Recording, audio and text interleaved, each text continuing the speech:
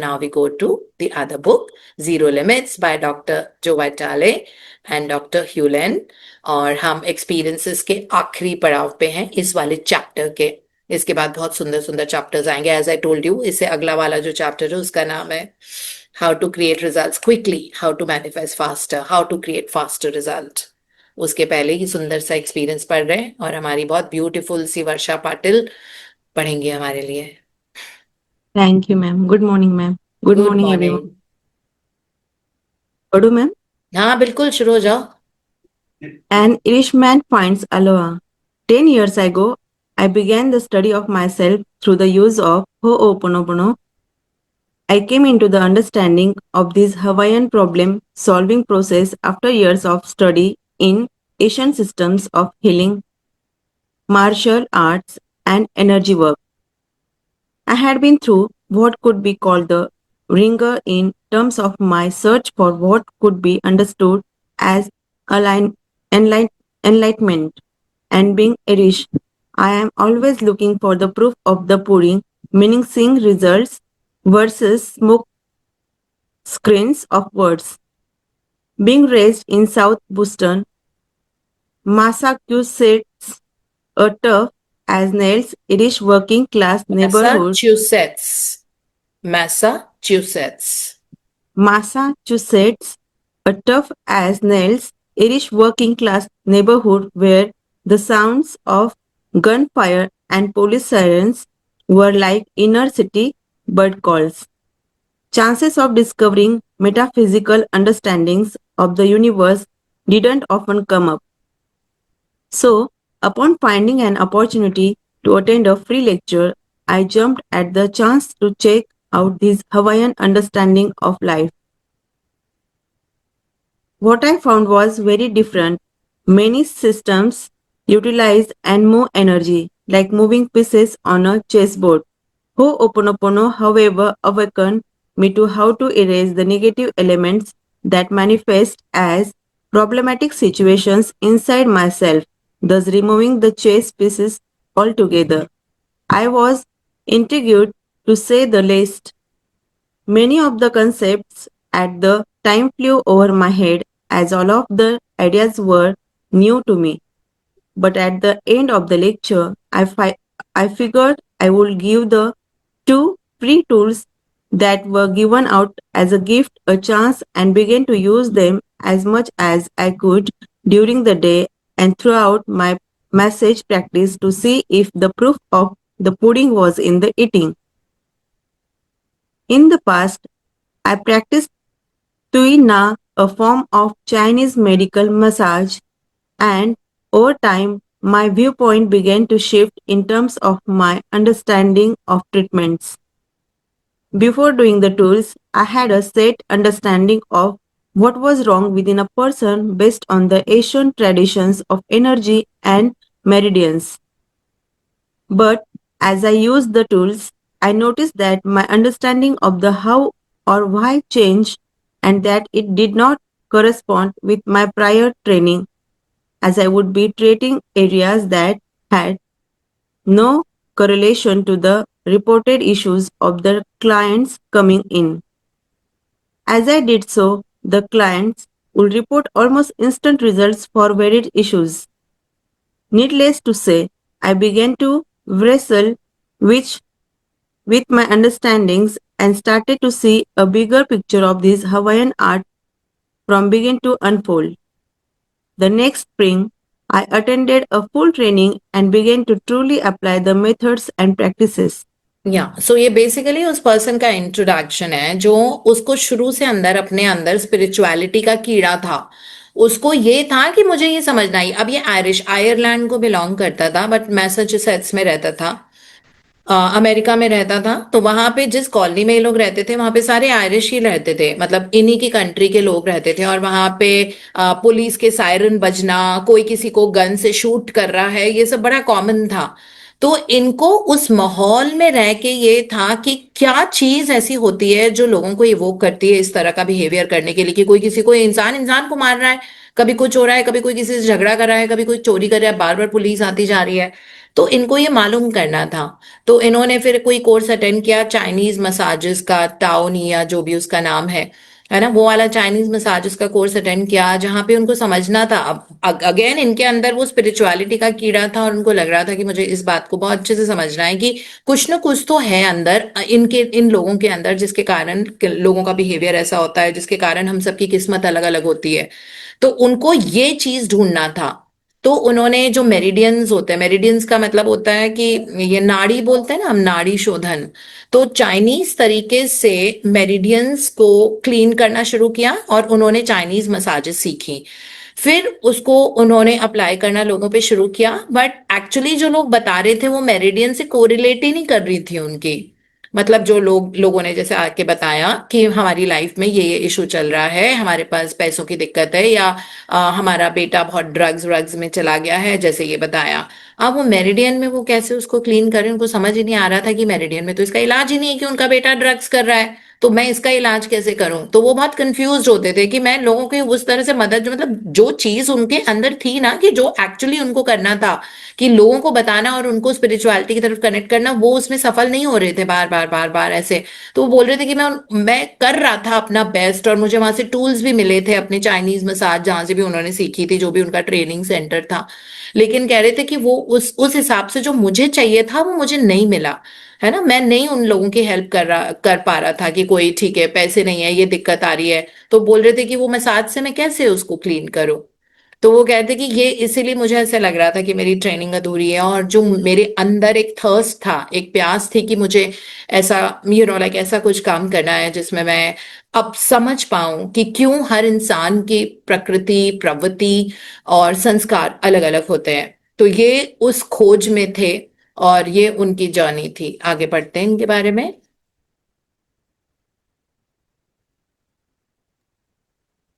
वर्षा। हाँ ma'am, page पे 111 है मैम. हाँ, नहीं कोई। One day I received a call from a former client whom जे।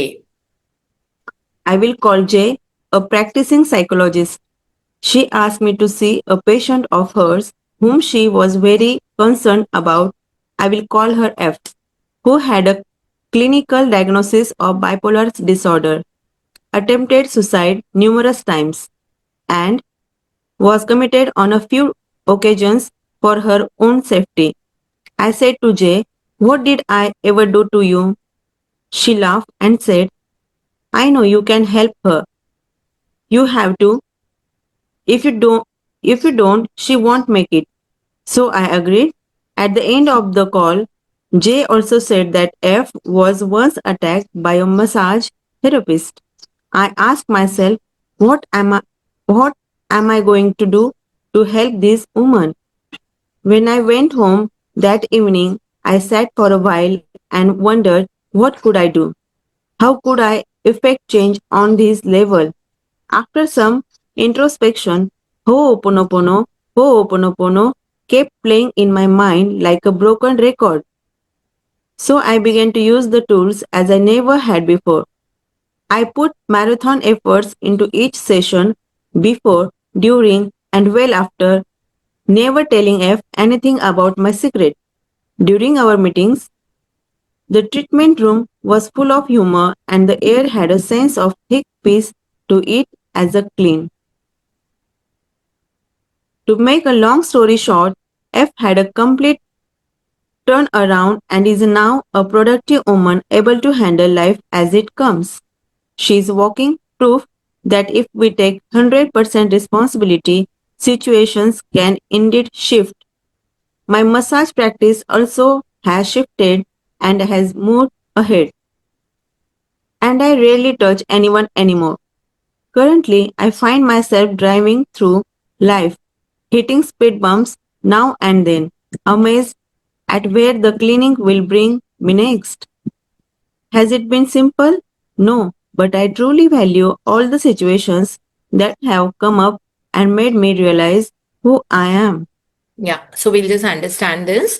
तो उसके बाद इन्होंने डॉक्टर ह्यूलन का होपोनोपोनो, डॉक्टर जो वाइटाले के साथ जो होपोनोपोनो सेशन हुआ था वो अटेंड किया। एंड वो जब करके गए उसके बाद उनके थेरेपी में थोड़ा सा शिफ्ट आने लगा। अब उनकी जो एक पुरानी फ्रेंड थी जो एक साइकोलॉजिस्ट थी, है ना, ये जो भी जेंटलमैन है, इनका क्या नाम है, लड़की है लड़का है पता ही नहीं लगता है इसमें, ब्रायन, ब्रायन है, मेल है। तो ये जो ब्रायन थे, इनकी एक फ्रेंड थी, साइकोलॉजिस्ट फ्रेंड, जिनकी एक पेशेंट थी, क्योंकि वो साइकोलॉजिस्ट थी तो उनके पास सारे साइकोथेरेपी वाले पेशेंट्स आते होंगे ना। तो उन्होंने कहा ब्रायन को, फ्रेंड ने, कि तुम इसको ट्रीट करो, और ये बहुत एक्सट्रीम केस ऑफ सुसाइड वाली पेशेंट है, और इनके लाइफ में बहुत मल्टीपल सुसाइड अटेम्प्ट्स इन्होंने किए हैं, और बहुत ज्यादा फीलिंग लो वाले फेज में है, तो इनको आप ही हेल्प कर सकते हो। तो हंस के ब्रायन ने कहा कि मैंने क्या बिगाड़ा है तुम्हारा जो तुम इतनी टफ पेशेंट मुझको दे रही हो, उस वक्त तो हंसे। तो मतलब साइकोलॉजिस्ट फ्रेंड ने कहा नहीं, इसको तुम ठीक कर सकते हो, and you you are the only one who can save, है ना। लेकिन ब्रायन को ये लग रहा था, तो इंस्टेंटली उनको डॉक्टर ह्यूलन का, उन्होंने वो सेमिनार अटेंड किया था, तो उनको एकदम से ये आया कि नहीं, आई विल डू होपोनोपोनो। क्योंकि हुआ क्या था कि इन्होंने अभी तक ये चाइनीज मसाज इन्होंने पहले भी कराई थी, है ना, जो पेशेंट आई थी जो सुसाइडल थी, लेकिन उनको किसी ने अनअप्रोप्रिएटली टच किया था, मसाज थेरेपिस्ट ने। उसके बाद उनको, एक्चुअली वो होता है ना, कभी भी आपका कोई नेगेटिव एक्सपीरियंस होता है किसी भी फीमेल के साथ, तो वो दोबारा से उसको अटेम्प्ट नहीं करती हैं। ऑब्वियसली एक फियर बैठ गया था उनके अंदर की, और फिर से मसाज थेरेपिस्ट के पास जाना। तो वो साइकोलॉजिस्ट फ्रेंड ने ब्रायन को ये वाली बात बताई कि एक्चुअली ऐसा ऐसा केस इसके साथ पहला हुआ था, तो अब इसलिए you will have to handle like अपने ही तरीके से, क्योंकि ये भी तो मसाज थेरेपिस्ट ही थे और मसाज से ही लोगों को ठीक करते थे। तो उन्होंने सोचा कि नहीं ठीक है, अगर इसके अंदर ये फियर है then I will not touch her, है ना, बिकॉज ये मेल थे, तभी इसीलिए मैंने वो जेंडर पढ़ा है, बिकॉज वो फीमेल थी पेशेंट, और पहले ऑलरेडी उसके साथ ऐसे हो चुका था, है ना, गलत हरकत किसी ने उसके साथ की थी मसाज थेरेपिस्ट ने, तो इस बार वो डर रही थी। तो एनी हाउ ब्रायन ने डिसाइड किया कि वो छुएंगे नहीं उसको, और उन्होंने होपोनोपोनो की हवाईयन प्रेयर को यूज किया, and everything started falling into place. और वो हंस हंस के पहले ही दिन वापस गई, आई थी तो डेंस एनर्जी के साथ आई थी। जब वो वापस गई तो बहुत हैप्पीनेस के साथ, हंसते हंसते, जबकि वो तो हंसना ही भूल गई होगी, इतनी ज्यादा डेंस एनर्जी थी उसकी कि साइकोलॉजिस्ट भी बोल रही थी कि मुझसे ट्रीट नहीं हो रही है तो तुमको करना पड़ेगा, that way. So anyhow everything fell into place, और वो ठीक हो गई लड़की हवाईयन प्रेयर करने की वजह से। और करते रहे ब्रायन कुछ टाइम तक, लेकिन बाद में उन्होंने देखा कि धीरे धीरे उनकी लाइफ में भी उन्होंने होपोनोपोनो को यूज करना शुरू किया। तो कह रहे हैं कि इनिशियली कुछ बम्प्स आए, है ना, कुछ रोड ब्लॉक्स आए, रुकावटें आई, थोड़ा कुछ, जब भी आप होपोनोपोनो करने की कोशिश करते हो, शुरू करते हो, तो जिस भी एरिया के लिए, उस एरिया के लिए अगर आपने पहले नहीं किया है तो उस एरिया में आपको बहुत रोड ब्लॉक्स आते हैं, बम्स आते हैं, वो प्रॉब्लम कुछ टाइम तक फ्लेयर अप होती है, बढ़ती है ना, जैसे आग होती है वो थोड़ी बढ़ती है, तो इट विल बिकम लाइक आग में आप घी डाल रहे हो। क्योंकि अगर फ्लेयर अप होती, जब फ्लेयर अप्स आते हैं उसके बाद शांत होते, कहते हैं ना स्टॉर्म बिफोर द लल। तो जब लाइफ में कुछ भी चेंज होने वाला होता है उसके पहले हल्का सा एक स्टॉर्म आता है ना। तो ये भी बता रहे हैं ब्रायन कि मेरी लाइफ में भी ऐसे स्टॉर्म टाइप कुछ कुछ चल रहा था, गड़बड़ चल रहा था, लेकिन मुझे ये पता था कि ये वाली प्रैक्टिस होपोनोपोनो की मुझे जीवन में एक बहुत सुंदर, बहुत अच्छी जगह पे लेके जाएगी, and I was waiting and excited to reach there. मैं इंतजार कर रहा था, मैं एक्साइटेड था कि जिंदगी अब मुझे कहाँ लेके जाती है, मुझे उसका बहुत एक्साइटमेंट था, क्योंकि इनके अंदर ना वो फितूर था सीखने का, नई चीजें करने का, स्पिरिचुअलिटी की तरफ, और ये समझने का कि किस तरह हमारे सोल में कुछ कर्मास हैं जो इमेजेस और मेमोरी के रूप में अंदर हैं, उनको आप ट्रांसम्यूट कर सकते हो इस तरह से। सो या that is what he said and I am very excited about it. या एक सेकेंड, यहाँ से पढ़ना है हमको।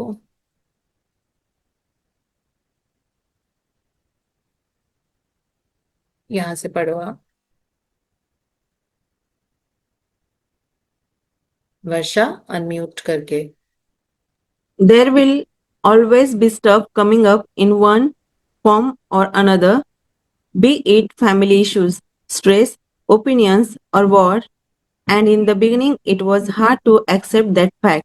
Now, instead of saying, why me, inducing a guilt response, rather I say, I am responsible without guilt and simply let go through the usage of the tools and let God take over. It is a tough job to do. Did I say though? But I have faith that a smoothness is occurring and that we just can't grasp the totality of it because there are so many realities that coexist in the same time frame as ours. We should not waste time with the how, why, or when, rather just the do. By doing so, we get out of the way of ourselves. As soon as we step outside of ourselves at all, in any manner, to blame, react, mourn, groan, and so on, we lose sight of the issue at hand, namely our chance to let go of the problem that is inside of us. If we blame, we become disconnected, like not paying our cable bill. Zap, no HBO. The choice for us is to not get all self righteous, not depressed, but simply to continue on without judgment against the most precious gift, the self. If I slip up in the cleaning, I get up, brush myself off, and begin anew. One more chance to see the proof of the pudding. Thank you, Bran Collins. या so with this we come to the end of this chapter जो evidence वाला था। तो इन्होंने लिखा है कि life में बम्स अप्स डाउन्स कुछ कुछ कुछ कुछ चलता रहता है। कभी वॉर हो रहा है, कभी एकदम से कोई न्यूज़पेपर में कोई ऐसी न्यूज़ पढ़ ली है, कभी ट्रैफिक जैम में फंस रहे हो, कभी लाइफ में कुछ हो, किसी ने कुछ बोल दिया तो कह तो ब्रायन ही बोल रहे हैं कि ये सब तो चलता रहेगा। लेकिन अगर आप ऑप्ट करते हो that I will clean what ever memory by taking that, खुद बोलो मैं 100% जिम्मेदारी लेता हूँ इस चीज की, जो भी मेरे जीवन में ये सिचुएशन है, and I am sorry, please forgive me, thank you and I love you. अगर हम ये करते हैं तो हमारे जीवन में वो वाली जो चीजें हैं, चाहे वो वॉर हो, बाहर का कॉन्फ्लिक्ट हो, किसी और क्या इशू है जो आपके आपके नॉलेज में आया है, उन सब के लिए अगर हम क्लीन करें तो थिंग्स विल गेट। इसीलिए उन्होंने बोला है कि दुनिया में सबसे बड़ी गिफ्ट है, वो है self, that is my self, है ना, दैट आई कैन। तो मेरे अंदर इतनी पावर है कि मैं दुनिया में अगर वॉर हो रहा है उसके लिए भी होपन करके आई कैन क्लीन इट, है ना। तो मुझे उन लोगों की जरूरत नहीं, अगर दो लोग झगड़ा कर रहे हैं या मेरा किसी से आर्ग्यूमेंट हो गया तो मुझे उस पर्सन की जरूरत नहीं है, मैं खुद यहाँ पे क्लीन कर पा रही हूँ, है ना। तो ये बहुत बड़ा सेल्फ एम्पावरमेंट वाली प्रैक्टिस होती है। और ये कहना मैं 100% जिम्मेदारी ले, ये इसका मतलब ये नहीं होता कि मैं 100% ब्लेम ले रही हूँ ब्लेम नहीं लेते, जिम्मेदारी अलग होती है, ब्लेम अलग। जैसे अगर कहीं पे कुछ ऑफिस में काम है, कोई प्रोजेक्ट, तो अगर आप बोलो कि नहीं आई विल डू इट, है ना, तो वो ब्लेम नहीं है ना, वो जिम्मेदारी है कि मैं जिम्मेदारी ले रही हूँ, ये वाला काम हो जाएगा। या ठीक है 10 लोगों की चाय बनवानी है तो आप बोलो कि मैं जिम्मेदारी ले रही हूँ, 10 लोगों की चाय 4 बजे तैयार रहेगी, मैं जिम्मेदारी ले रही हूँ, है ना। जिम्मेदारी वो होता है, इट्स नॉट ब्लेम कि मैं ब्लेम ले रही हूँ इस चीज का कि हाँ सारा ही मेरी वजह से हुआ है, ये वो मतलब नहीं है इसका। तो उन्होंने जब ये कहा कि बिना गिल्ट मैं ये बोल पा रहा था कि मैं 100% जिम्मेदारी ले रहा हूं, तो उसके बाद मेरे जीवन में चीजें लाइक बहुत सुंदर होती गई और लाइफ आगे बढ़ती गई। अब मैं एक्सपेक्ट कर रहा हूँ कि मेरी जिंदगी से मतलब I am very excited about it. तो ये उन्होंने बोला है कि प्रूफ ऑफ द पुडिंग के लिए मैं वेट कर रहा हूँ कि मेरी जिंदगी में बहुत सारा लाइक, एक second I just see the time, oh it's 7:03, so we'll start. Thank you Varsha for reading so beautifully, thank you। ये वाला चैप्टर हम कल से शुरू करेंगे, how to create faster results. ठीक है, तो इसीलिए you don't say please forgive me to the divine because the divine needs to hear it, you say it because you need to hear it. Doctor Hew Len बोल रहे हैं हमको, हमारे soul को ये सुनने की जरूरत है, इन वर्ड्स की पावर को, है ना। कोई जानवर अपना कार्मिक क्लोजर नहीं कर सकता, सिर्फ इंसान कर सकता है, उनके पास ये शब्द है। शब्द नहीं होते हैं किसी लिविंग स्पीशीज के, इंसान के अलावा, क्योंकि उनका ब्रेन इवॉल्व होता है और इसीलिए उनके थॉट्स वर्ड डीड से कर्मास कुछ ना कुछ होते रहते हैं। तो इतना सुंदर लाइफ और अपने प्रॉब्लम्स को थैंक यू बोल के आगे बढ़ना, है ना, और क्या चाहिए अपने नेगेटिव इमोशंस को लव देना, ऐसा हम कहाँ सीख सकते हैं, वो सब इन्हीं किताबों के साथ सीखते हैं। to be a better human being. So, yeah, this is what we have in our session today.